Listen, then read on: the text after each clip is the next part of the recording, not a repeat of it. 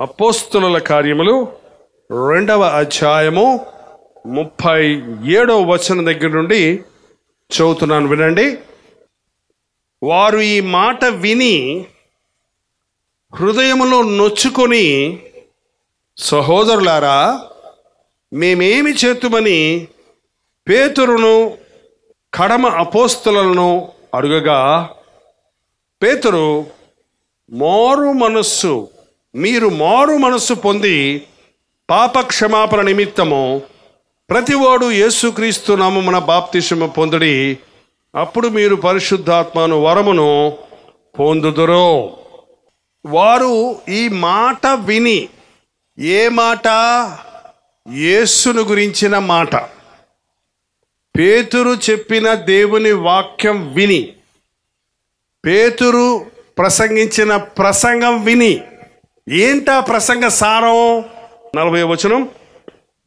ఇంకను అనేక విధములైన మాటలతో సాక్ష్యమిచ్చి, మీరు మూర్ఖులకు ఈ తరము వారికి వేరై రక్షణ పొందుడని వారితో చెప్పెను.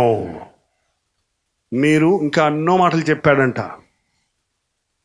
మీరు మూర్ఖులకు ఈ తరము వారికి వేరై రక్షణ పొందండి. ఈ తరములో లోకంలో ఉన్న మనుషులకి యేసు ప్రభు నమ్ముకున్న వాళ్ళకి చాలా తేడా ఉంది.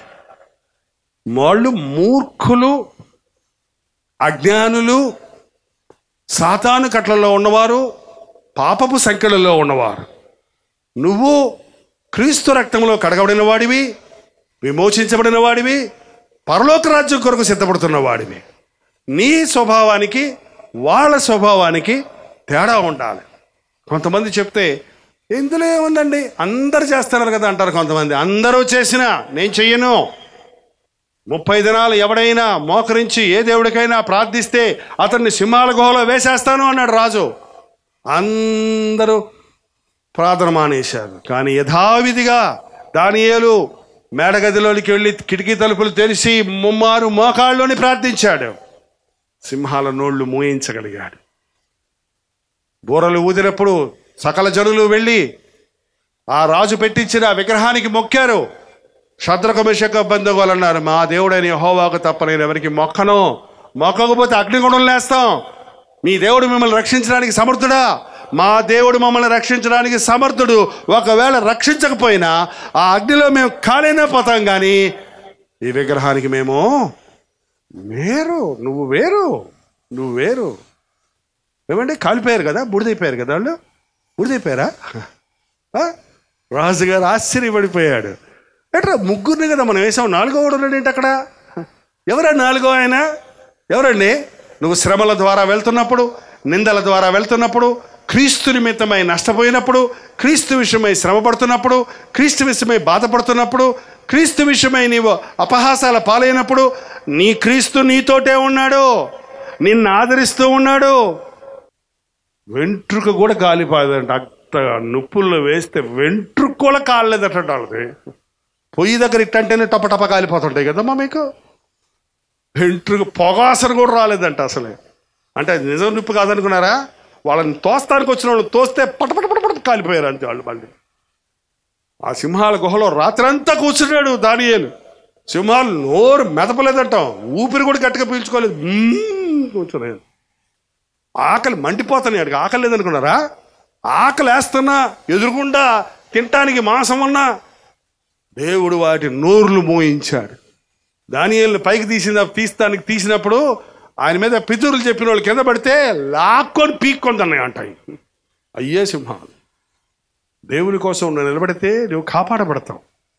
దేవుని మహిమపరచాలంటే మనం శ్రమలలో, శోధనల్లో, నష్టం వచ్చినప్పుడు, కష్టం వచ్చినప్పుడు, ఎలాంటి ఆశలు వచ్చినా, నేను దేవుని బిడ్డను, ఈ ద్రాక్షరసం ముట్టను, ఈ అబద్ధం నేను ఆడను, ఈ అన్యాయం నేను చెయ్యను, ఈ మోసం నేను చెయ్యను, ఈ కక్ష తీర్చుకోను, పగ తీర్చుకోవడం నా పని అన్నాడు దేవుడు. ఎందుకు పగబడతావు అలాగా? పగబడతావు ఎందుకు అలాగా? ఈ రాత్రి మీరు నిజమైన యేసయ్య బిడ్డలుగా ఉండాలని ఆశ అండి. ఈ కల్వరి ఉజ్జీవ సభలకు వచ్చే వాళ్ళందరూ నిజంగా రక్షించబడాలి, మారు మనసు పొందాలి, వాళ్ళ పేర్లు జీవగ్రంథంలో రాయబడాలి. ఈ లోకం విడిచినప్పుడు పరలోకంలో ఉండాలి.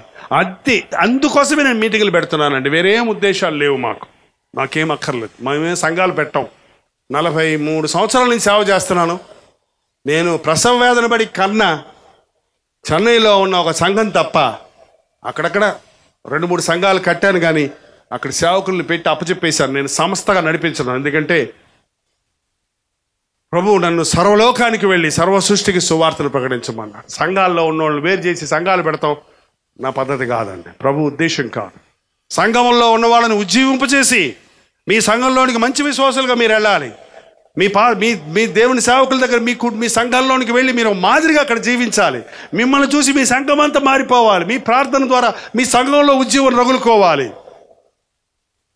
ప్రభు రాజ్యంలో మనందరం ఉండాలి. అది మన సంఘం, సారస్వతిక సంఘం. అన్ని ఊర్లో ఉన్న వాళ్ళందరం ఈ కలువరు చూసే వాళ్ళు అదే అనిపిస్తుంది. రకరకాల వాళ్ళు వస్తుంటారు, అన్ని ఊర్లో వాళ్ళు వస్తారు, అన్ని రకాల డినామినేషన్స్లో ఉన్న చర్చెస్ నుంచి వస్తారు. చదువుకున్నోళ్ళు, చదువురానోళ్ళు, పేదోళ్ళు, పెద్దోళ్ళు, గొప్పోళ్ళు, చిన్నోళ్ళు, పెళ్ళోళ్ళు, యవనస్తులు, రకరకాలు వస్తుంటాయి. నాకు చాలాసార్లు పరలోకం అంటే ఇలాగ ఉంటుంది కాబోలు. అన్ని ఊర్ల నుంచి, అన్ని సంఘాల నుంచి, అన్ని స్థితిగతుల్లో ఉన్న వారందరం కలిసి పరలోకంలో ప్రభుతో ఆనందిస్తాము. పరలోకం వెళ్తామా? అందరు కాదు కదండి. ఎవరు నరకానికి వెళ్ళటానికి ఇష్టం లేదు. కానీ పరలోకం పోవాలంటే పనికి మాలని వదిలిపెట్టేయాలి. ఒక కొలంలో ఒక కొంగ, హంస ఉన్నాయంట. కొన్ని రోజులు ఆ హంస కనపడలేదు. అకస్మాత్తుగా రోజు కనపడితే కొంగ అడిగింది, ఎక్కడికి వెళ్ళావు హంస అని అడిగిందంట. పరలోకం వెళ్ళాను అందంట. అది ఎలా ఉంటుంది? అది బంగారు వీధులు, అక్కడ వెలుగుమయం, అక్కడ ప్రభు అయిన యేసుక్రీస్తు, అక్కడ ఆకలి లేదు, అక్కడ దప్పిక లేదు అని పరలోకాన్ని గురించి ఊరు చెప్తుంటే ఈ కొంగ పొడుగాటి మెడ వేసుకొని అంటుందంట. ఏంటి కొంగ అంత ఆశపడుతున్నావు, వస్తావా అందంట. నువ్వు చెప్తుంటే రావాలనే ఉంది కానీ అందంట. మళ్ళీ కానీ ఏంటి? రావాలని ఉంది కానీ ఏంటి? అక్కడ బురద మట్టలు ఉంటాయా అని అడిగిందంట. అక్కడ చేపపిల్లలు ఉంటాయా? అరే అక్కడ ఆకలి లేదు, దప్పిక లేదు, బురద లేదు, మురికి లేదు, బంగారపు వీధులు అంటే అక్కడ ఎందుకుంటాయి చేపపిల్లలు, బురద మట్టలు? అక్కడ ఉండవు అంటే అట్టయితే నేను రానిపోవందంట. అట్టయితే నేను మరి పరలోకం వస్తావా అంటే అక్కడ సారాయి కొట్టు ఉంటుందా అని అడుగుతారేమో. ఉండదు. సిగరెట్ కొట్టు ఉంటుందా? ఉండదు. సినిమాలు ఉంటాయా? ఉండదు. పోనీ టీవీ పెట్టని ఉంటుందా? 300 ఛానల్స్ ఉంటాయా? ఏముంటుంది మరి అక్కడ? యేసయ్య ఉంటాడు. నేనున్నవాడని అన్నవాడు, తగినవాడు, చాలినవాడు, నీవు నాకుండగా ఈ లోకంలోనిది ఏది అక్కర్లేదన్నాడు దావీదు భక్తుడు. ఎంతమంది అలాంటి మనసు కలిగి ఉన్నారండి? ఈ లోకంలో ఉండొచ్చు, మనం ఈ లోకంలో ఉన్నాయి అనుభవించవచ్చు. ఈ లోకంలో ఉన్న శ్రేష్టమైనవన్నీ మన కోసమే దేవుడు చేశాడు. మనమేమి క్రైస్తవులం అయ్యామని ఏదో ముసుకేసుకొని ఎప్పుడు చూసిన కొంక ముఖం పెట్టుకొని, ఏడు ముఖం పెట్టుకొని, ఏంటయ్యా అలా ఉన్నాడు, యేసుప్రభువుని నమ్ముకున్నాను, ఎందుకమ్మా అలా ఉన్నాను, యేసుప్రభువుని చేస్తున్నాను అని ఏడవతూ కూర్చోమని చెప్పలేదు. పరిశుద్ధుడైన పౌలు పొందినన్ని శ్రమలు ఏ పాస్టర్ గారు పొందలేదండి. యేసు ప్రభు కంటే ఎక్కువ దెబ్బలు తిన్నాడు. ఒక్కసారిగా యేసు ప్రభుని 1 తక్కువ 4 దెబ్బలు కొడితే ముమ్మారు కొట్టారు పౌల్ని. ఎక్కడికి వెళ్తే అక్కడ వ్యతిరేకం. మినిస్ట్రీలో, సేవలో ఒక చర్చి కట్టలేదు, ఒక సన్మానం జరగలేదు, ఒక శాలువా కప్పలేదు ఎవరాయనకి. అన్ని కష్టాలే, ఎప్పుడూ కన్నీరే. పోరాటంలో, శ్రమణలో, జాగరణలో, నిద్రలేని స్థితిలో, అవమానములో, నిందలో, పోరాటంలో ఉన్నాడు. కానీ నేనేం చెప్పాడు తెలుసా సంఘానికి? ఎల్లప్పుడూ ఏడుస్తున్నాడా?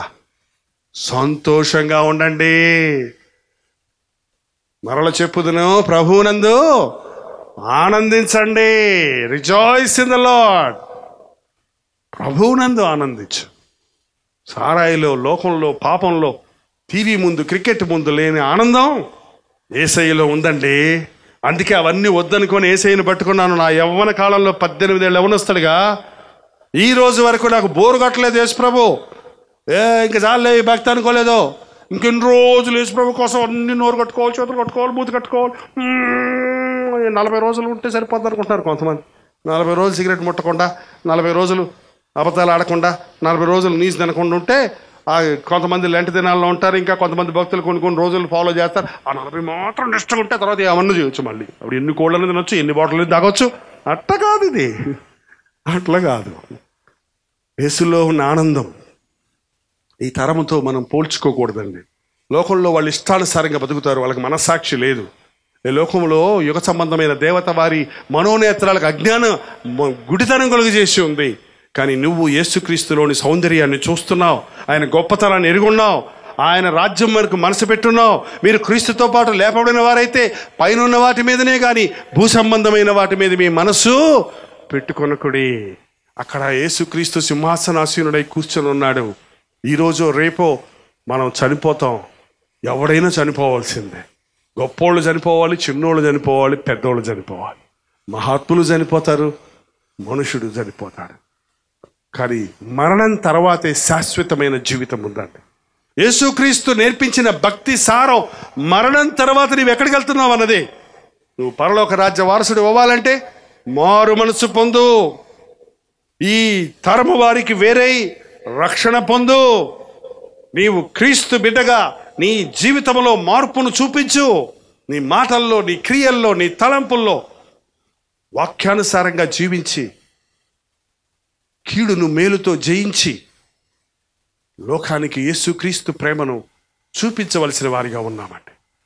చాలామంది ఈ రోజుల్లో క్రైస్తవులు అనబడిన వారు కూడా రాజ్యాంగాల్లోనికి వెళ్ళాలని, అధికారాన్ని సంపాదించుకోవాలని, వ్యాపారం చేయాలని, క్రైస్తవ సేవ వ్యాపారం కాదండి. క్రైస్తవ సేవ లోక రాజ్యాలు కాదు. ఏదండి ఈ మధ్య ఏదో చెప్తున్నారు కదా, ఈవేళ మీరు కూడా వింటుంటారు. క్రైస్తవులు అందరం కలిసి మనం క్రైస్తవ ఎమ్మెల్యేని పెట్టుకుంటే మనం వెళ్ళి మన కోసం పోరాడతాడు. మన కోసం ఎవరు పోరాడతారా నాయన? యేసు ప్రభు పోరాడతాడు. మీరు క్రీస్తు పక్షంలో ఉంటే మీకు విరోధి ఎవడో నేను చూసుకుంటాను. నీకు వ్యతిరేకంగా ఏ ఆయుధమో పనిచేయదు.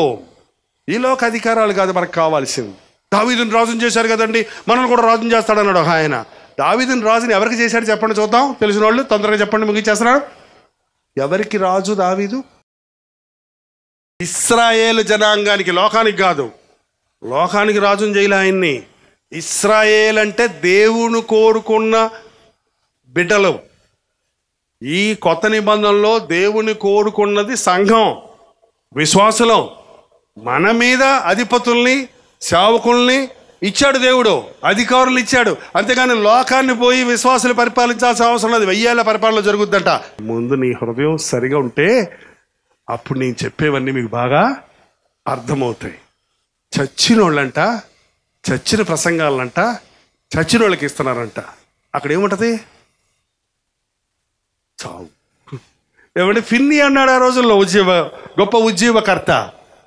ఇవాళ దేవుని వాక్యం జీవము గలదై, సజీవము గలదై, 2 అంచుల ఖడ్గము వలె మనుష్యుని కీళ్లను, నరాలను, మూలుగును వేరు చేయనంత మట్టుకు దూరుతుంది. హృదయాలను పరిశీలించేది జీవం కలిగిన దేవుని వాక్యం. కథలు కాదండి. కొన్ని కథలు చెప్పాను ఉదాహరణకు, కానీ కథలు ముఖ్యం కాదు, అందులోని సారం ముఖ్యం. సామాన్యుడు అర్థం చేసుకోవడానికి ఉపమానాలు వాడాడు ప్రభు, కానీ ఉపమానం ముఖ్యం కాదు, ఉపమానంలోని సారం ముఖ్యం, సత్యం ముఖ్యం. ఈ రోజున నీ హృదయం ఒకే మాట ప్రభు అడుగుతున్నాడు, నా కుమారుడా నీ హృదయము నాకి. అది ఎలా ఉన్నా పర్వాలేదు, నేను దాన్ని బాగు చేస్తా, నేను దాన్ని నూతనపరుస్తాను. రాతి గుండెని మీలో నుంచి తీసేసి మాంసపు గుండెని ఇస్తాను. పాత హృదయాన్ని తీసేసి నూతన హృదయాన్ని ఇస్తాను. కొత్త సంవత్సరం రోజు ఎంతోమంది నిలబడి తీర్మానం చేస్తారు, ఈ కొత్త సంవత్సరంలో నేను ఇంకా తాగను, నేను ఇంక అది చేయను, నేను ఇంక ఇది చేయను, నేను బాగుంటాను అంటారు. 14 రోజులు అయింది, అయిపోయినాయి, అన్ని వాగ్దానాలు అన్నీ ఎండిపోయినాయో. మళ్ళీ మామూలే. ఏయా కొత్త సంవత్సరం రోజు అన్నావు కదా అంటే, అవును కొత్త సంవత్సరం వచ్చాక మళ్ళీ అంటానులే అంటాడు ఆయన. మళ్ళీ ఇంకో సంవత్సరం రావాలి ఆయనకి. ఏమండి, కొత్త హృదయం రావడానికి కొత్త సంవత్సరం అక్కర్లేదు, ప్రత్యేకమైన రోజు అక్కర్లేదు. ఇదే అనుకూలమైన సమయము, ఇదే రక్షణ దినం. ఉంటే వెచ్చగా ఉండు, లేకపోతే చల్లగా ఉండు. నిలువెచ్చగా ఉంటే అని ఉమ్మేస్తాడు అన్నాడు. ఏంటండి, ఉమ్మేసేసాడంటే ఉమ్ము వేసిన దాన్ని మళ్ళీ నోట్లోకి వస్తుందా? లటక్కన వస్తుందా? ఇంక రాదు. ఉమ్మేస్తానన్నాడు, వేసేయలేదు, ఇంకా నోట్లో ఉన్నావు. కోపం రగులుకుంటుంది, నీ మీద అసహ్యం పడుతుంది, అంటున్నాడు. నువ్వు అయ్యా అంటే మింగేస్తాడు నిన్ను. ఇప్పుడు అయ్యా నన్ను క్షమించి ఇక్కడి నుంచి వెచ్చగొంటాను. వెచ్చగొంటామంటే 100% వాక్యానుసారంగా జీవించడం. చల్లగొంటామంటే నీ ఇష్టం వచ్చినట్టుండో, ఆగు తిను, నీ విగ్రహం చేసుకో, సినిమాలకు వెళ్ళు, నీ ఇష్టం. మళ్ళీ యేసుప్రభు అంటావు, బైబిల్ పెట్టుకుంటావు, ఇక్కడికి వస్తావు, ప్రార్థన చేస్తావు, అక్కడికి వెళ్తావు, నీ ఇష్టం వచ్చినట్టు బతుకుతావు. అది ఇది 2 రకాల బతుకు, నులివెచ్చని స్థితి. దేవుడు తన బిడ్డలను పవిత్రపరచాలని ఆశిస్తున్నాడు. ఈ అంచె దినాల్లో ప్రభు రాకడ అతి సమీపంగా ఉన్న ఈ దినాల్లో మనం ఆయన రాజ్యం కొరకు సిద్ధపడాలి. నువ్వు యేసయ్య బిడ్డవని పేరు పెట్టుకొని ఉండి, ఇంకా నీలో సాతాను గుణాలుంటే, ఇంకా పాపాలకు బానిసలుగా ఉండుంటే, ఇప్పుడే ఇక్కడే నోరు తెరిచి ప్రభు సన్నిధిలోని ఒప్పుకుంటే ఒక అద్భుతం నీ జీవితంలో జరుగుతుంది. ఇక్కడే నీ స్వభావాన్ని మార్చి ఈ క్షణం నుండి నిన్ను నూతన సృష్టిగా చేయడానికి సమర్థుడు మన యేసు ప్రభు. దయచేసి తలలు వంచండి, ప్రార్థన చేసుకుందాం. నీ రక్తంలో ఉన్న దోషాన్ని స్వస్థపరచగలిగిన దేవుడు యేసు ప్రభు. నీ సంకటాలన్నీ తీర్చుతాడు ఆయన, నీ సమస్యలన్నీ పరిష్కరిస్తాడు ఆయన. యేసయ్య దగ్గరకు వచ్చావు, ఈ ఆవరణలోనికి వచ్చినట్టే వెళ్ళిపోవద్దు. మార్పు పొంది వెళదాం, రక్షించబడి వెళ్దాం. మన పేర్లు జీవ గ్రంథంలో రాయబడినట్లుగా దేవుని యొక్క కృపలో క్షమించబడి వెళ్దాం. నోరు తెరిచి ఒక చిన్న ప్రార్థన చేయండి. ప్రభువా, ఇదిగో నా జీవితాన్ని నీకు అప్పగిస్తున్నాను. ఈ రోజు నుంచి 100% నీ బిడ్డగా బ్రతకాలని ఆశిస్తున్నానయ్యా, నాకు సహాయం చేయన్నవారు అలాగే మీ కుడి చేతి చూపించండి. ప్రార్థన చేసి ఈ కూటాన్ని ముగించుకుంటున్నాం. ప్రార్థన. పరిశుద్ధుడా, ప్రేమగల తండ్రి, నీ నామములో కూడి వచ్చిన ఈ బిడ్డలందరినీ చూడయ్యా. నాకొక నూతన హృదయం కావాలి, నేను మార్పు పొందాలి, ఈ మూర్ఖతనానికి వేరై రక్షించబడిన వ్యక్తిగా బ్రతకాలి అని లేచి నిలబడి చేతులెత్తి నీ సన్నిధి కొరకు, నీ కృప కొరకు, నీ ఆత్మ కొరకు ఎదురు చూస్తున్నా వీరిని మీద నీ పరిశుద్ధాత్మను కుమ్మరించుము నాయన. ఒక నూతన కార్యము జరిగించు. ఇదిగో ఇప్పుడే ఒక నూతన క్రియను నేను చేయించున్నాను, అది ఇప్పుడే బలుసును అన్నట్టుగా ఈ ఆవరణలో ఉన్న ప్రతి వారి హృదయంలో ఒక నూతనమైన కార్యాన్ని ప్రారంభించిన ఆయన. మా స్వభావంలో, మా మాటల్లో, మా తలంపుల్లో, మా క్రియల్లో, మా బ్రతుకులో మార్పు చూడడానికి క్రీస్తు ఇచ్చిన స్వభావాన్ని కలిగి క్రైస్తవులుగా, క్రీస్తును అనుసరించే వారిగా, పరిశుద్ధులుగా, ప్రభు బిడ్డలుగా, ఈ భూలోకములో యాత్రికులుగా, ప్రయాణికులుగా బ్రతకడానికి మా పౌరస్థితి పరలోకములో ఉందని గుర్తించి ఈ లోకం విడిచినప్పుడు నీ రాజ్య వారసులు అవడానికి మా ఒక్కొక్కరికి నీ సహాయం చేయి తండ్రి. నిన్ను కాదని అప్పుల్లో కూరుకుపోయి జీవితంలో విరక్తి చెందిన వారిని ఈ సమయంలో దర్శించు. నిన్ను కాదని అల్పకాల పాప భోగాలకు చోటించి ఎయిడ్స్ వంటి రోగాలకు గురైపోయిన వారిని నజరేయుడైన యేసుక్రీస్తు నామములో ఇప్పుడే స్వస్థపరచుచున్నాము నాయన. కుటుంబంలో సమాధానం లేదు, భార్యాభర్తల మధ్య రోజు గొడవలు, విడిపోవటము, నానా సాతాను కార్యాలకు చోటైన గృహాలను నీ చేతులకు అప్పగిస్తున్నాము. దుష్టునికి అటువంటి దంపతుల మీద ఎటువంటి అధికారం లేకుండా పరిశుద్ధాత్మ వారి మీద కుమ్మరించబడినట్లు, శాంతి సమాధానాలతో వారు కుటుంబాన్ని కట్టుకున్నట్లు, ప్రతి విధమైన దుష్ట శక్తులను, దురాత్మల సమూహాలను నజరేయుడైన యేసుక్రీస్తు నామములో పారదోలుచున్నాము తండ్రి. ఆ మాత్రతకు చోటిచ్చి యవనేచ్ఛలకు గురై మూవీస్ వంటి, ఫోనోగ్రఫీ వంటి అపవిత్రమైన కార్యాలకు బానిసలైపోయిన యవన జనాంగాన్ని ఈ సమయంలో నీ నామములో విడుదల చేయించున్నాము నాయన. వ్యర్థమైన వాటిని నేను ఇక చూడను అన్న ప్రార్థన వంటి ప్రార్థన వారికి దయచేయము తండ్రి. యేసు క్రీస్తు నామములో అడుగుచున్నాను తండ్రి. తండ్రి అయిన దేవుని యొక్క ప్రేమయు, కుమారుడైన క్రీస్తు యొక్క కృపయు, ఆదరణకర్త అయిన పరిశుద్ధాత్మ యొక్క సహవాసమును కూడి వచ్చిన మనందరికీ లేచి నిలబడి ప్రభువుకు సమర్పించుకున్న మీకును ఇప్పుడును సదాకాలమును తోడైయుండును గాక. ఆమేన్.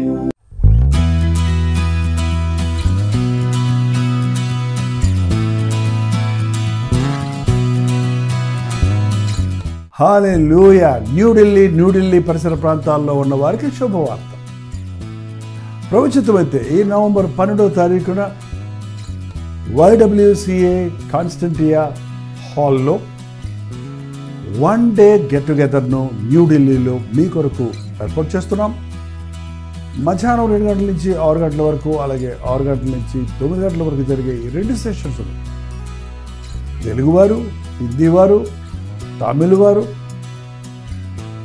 మీరు పాల్గొంటారని మనందరం కలిసి దేవుని స్తుతించడానికి, ప్రార్థించుకోవడానికి, ముఖ్యంగా టీవీ ద్వారా, సోషల్ మీడియా ద్వారా వాక్యం వింటున్న మిమ్మల్ని ముఖాముఖిగా చూడాలని, మీకోసం ప్రార్థించాలని, వ్యక్తిగతంగా మీకోసం ప్రార్థించాలని వెళ్ళి వస్తున్నాం. రండి, పాల్గొనండి, దైవాశీస్సులు పొందండి. మరిన్ని వివరాలు కావాల్సిన వారు 8939393939 నెంబర్కి కాల్ చేయండి, లేదా ఈ QR కోడ్ స్కాన్ చేసుకోండి. గుర్తుపెట్టుకోండి, నవంబర్ 12వ తారీఖు న్యూఢిల్లీలో YWCA కాన్స్టంటియా హాల్లో, అశోక్ రోడ్లో ఉన్న హాల్లో ఈ 1 డే గెట్ టుగెదర్ జరుగుతుంది. రండి, మీ స్నేహితుల్ని, బంధువుల్ని అందరినీ కూడా ఆహ్వానించండి. తప్పకొస్తారు కదా.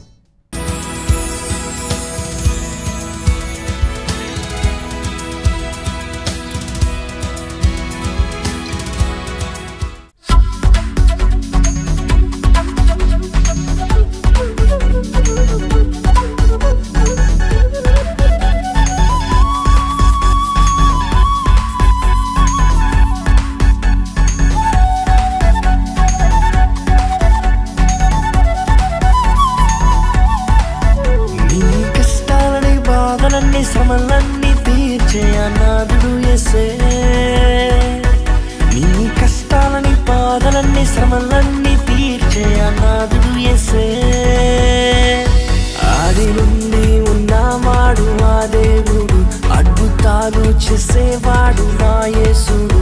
ఆది నుండి ఉన్నవాడు ఆ దేవుడు, అద్భుతాలు చేసేవాడు నా యేసుడు.